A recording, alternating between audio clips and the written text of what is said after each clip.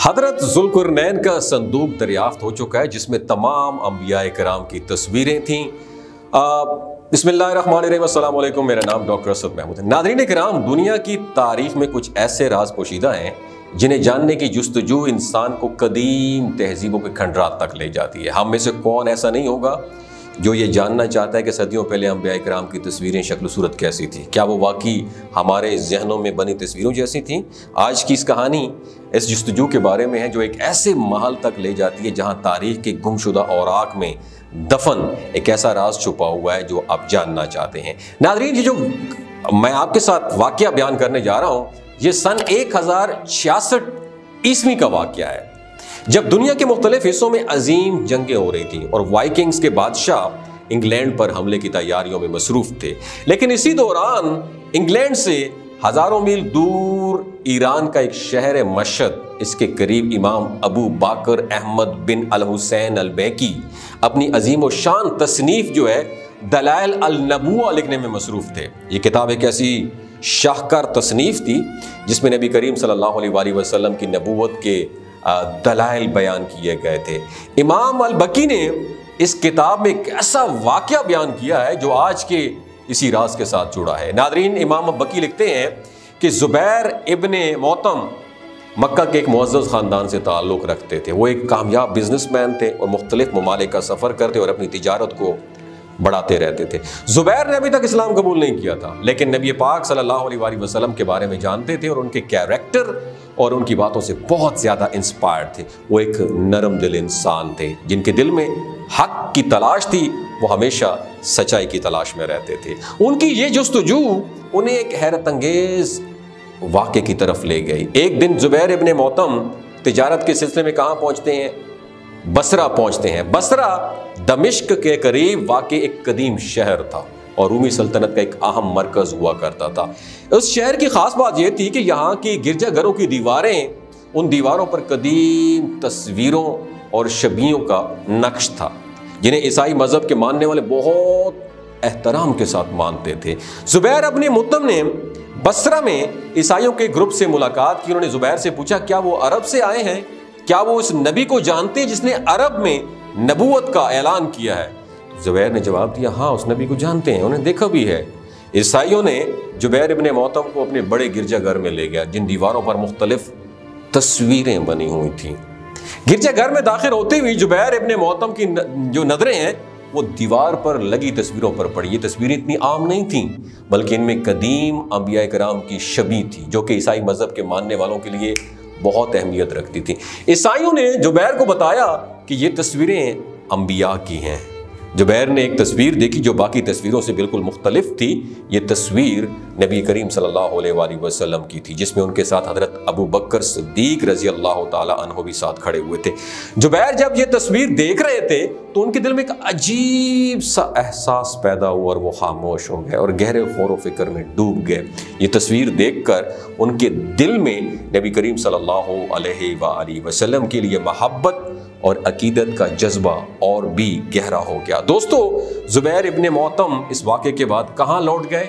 वापस मक्का लौट गए। लेकिन ये वाक़या उनके दिल में गहरी छाप छोड़ चुका था। वो बार बार इसको तस्वीर को देखते और सोचते कि कैसे ये तस्वीरें ईसाइयों के गिरजाघर में मौजूद हो सकती हैं। ज़ुबैर ने नबी पाक सल्लल्लाहु अलैहि वसल्लम के बारे में मज़ीद जानने का फ़ैसला किया और कुछ अरसे बाद उन्होंने इस्लाम कबूल कर लिया। उनका ये फ़ैसला कुन तब्दीली जो है उनके दिल की सच्चाई की जुस्तजू और नबी पाक सल्लल्लाहु अलैहि वसल्लम की मोहब्बत का नतीजा थी। ज़ुबैर इब्ने मौतम नबी पाक सल्लल्लाहु अलैहि वसल्लम के करीबी सहाबी जो है ना बन गए और उनकी मोहब्बत और अकीदत नबी करीम सल्लल्लाहु अलैहि वसल्लम के साथ बहुत गहरी हो गई।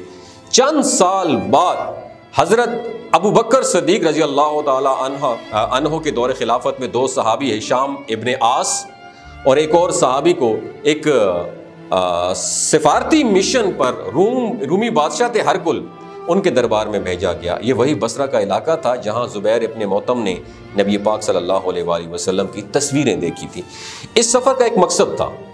इस सफ़र का मकसद रूमी बादशाह हरकुल के साथ सिफारती ताल्लुकात को स्ट्रॉन्ग करना था। हरकुल का दरबार बसरा के करीब वाक़ एक अजीम शान महल में था। जब ये सहाबा वहाँ पहुँचे तो उन्होंने ہرکل نے بڑے عزت و احترام سے انہیں ویلکم کہا۔ ہرکل نے ان صحابہ کرام کو ایک نادر خزانہ دکھانے کو پیشکش کی۔ صحابہ کو اس بات کا علم نہیں تھا کہ وہ کیا دیکھنے جا رہے ہیں، لیکن جب ہرکل نے انہیں خزانے کا دروازہ دکھایا تو وہ ہکا بکا حیران و پریشان رہ گئے۔ ناظرین، ہرکل نے صحابہ کو ایک بہت بڑا صندوق دکھایا جس میں مختلف چیمبرز بنے ہوئے تھے، جس پر مختلف انبیاء کرام کی تصویریں بنی ہوئی تھیں۔ ہرکل نے سب سے پہلا چیمبر کھولا جس پر حضرت آدم علیہ السلام کی تصویریں بنی ہوئی تھیں۔ اس نے بتایا کہ یہ اللہ تعالیٰ کے پہلے نبی تھے اور ان پر یہ تصویریں نازل ہوئی تھیں۔ پھر اس نے حضرت نوح علیہ السلام کی تصویر دکھائی جو کہ ایک لمبے قد والے اور گھنے بالوں والے بزرگ تھے۔ ہرکل نے تیسرا چیمبر کھولا جس میں حضرت ابراہیم علیہ السلام کی تصویر تھی۔ یہ ایک بزرگ شخص کی تصویر تھی جو کہ بڑی ہی پیاری اور سکون دینے والی تھی۔ پھر ایک اور چیمبر کھولا گیا جس میں حضرت موسیٰ علیہ السلام کی تصویر تھی جس کے چہرے پر غصے کے تاثرات تھے۔ چوتھا چیمبر کھولا گیا، اس میں سفید ریشم پر بنی ہوئی ایک ایسی تصویر تھی جس پر صحابہ نے اس تصویر کو جیسے ہی دیکھا تو وہ حیرت زدہ ہو گئے۔ یہ تصویر نبی اکرم حضرت محمد مصطفیٰ صلی اللہ علیہ وآلہ وسلم کی تھی۔ صحابہ کے دل میں خوشی اور حیرانی دونوں کا ملا جلا احساس تھا۔ انہوں نے دیکھا کہ نبی کریم صلی اللہ علیہ وآلہ وسلم کی تصویر بالکل ویسے ہی دکھائی دے رہی تھی جیسے وہ حقیقت میں تھے۔ ہرکل نے صحابہ کرام سے پوچھا کیا یہ وہی نبی ہیں جن کا اعلان نبوت ہوا ہے؟ صحابہ نے تصدیق کی، بالکل ہرکل بادشاہ صاحب یہ وہی نبی ہیں۔ ہرکل نے ان تصویروں کے بارے میں بتایا کہ یہ تصویریں جو آپ دیکھ رہے ہیں حضرت ذوالقرنین کو ایک خفیہ مقام سے ملی تھی۔ ناظرین، حضرت ذوالقرنین کی کہانی ایک ایسی پراسرار داستان ہے جس کے بارے میں قرآن مجید میں بھی ذکر کیا گیا ہے۔ کہا جاتا ہے حضرت ذوالقرنین ایک عظیم بادشاہ تھے جنہیں اللہ تعالیٰ نے طاقتور اور نیک بنایا تھا۔ ان کا سفر دنیا کی مختلف کونوں تک پہنچا اور ان کے دور میں اللہ نے انہیں کئی حیرت انگیز معجزات دکھائے تھے، لیکن یہ خاص تصویریں ملنے کا واقعہ ایک ایسی جگہ سے جڑا ہوئے جو آج تک ایک راز بنی ہوئی ہیں۔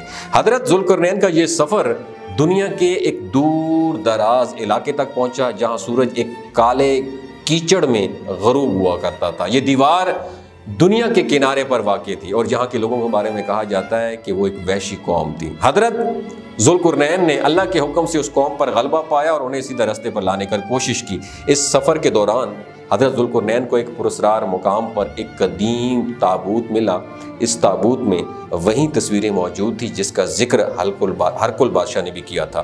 ناظرین، حضرت ذوالقرنین کو یہ تابوت ایک خفیہ غار سے ملا جسے اللہ تعالیٰ کی طرف سے محفوظ کیا گیا تھا، اور اس تابوت میں حضرت آدم علیہ السلام سے لے کر حضرت محمد مصطفیٰ صلی اللہ علیہ وآلہ وسلم تک کے تمام انبیاء کی تصویریں تھیں۔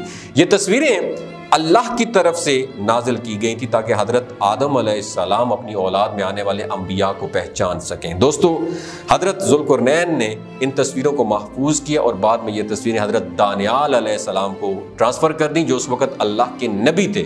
حضرت دانیال علیہ السلام نے ان تصویروں کی نقل کر کے انہیں محفوظ کر لیا۔ وہ جانتے تھے کہ یہ تصویریں ایک دن بہت امپورٹنٹ ثابت ہوں گی، اس لیے انہوں نے اس کی حفاظت بھی کی۔ خیر دوستو، یہ صحابہ واپس لوٹے، حضرت ابوبکر صدیق رضی اللہ تعالیٰ عنہ کو یہ واقعہ سنایا تو وہ پھوٹ پھوٹ کر رونے لگے۔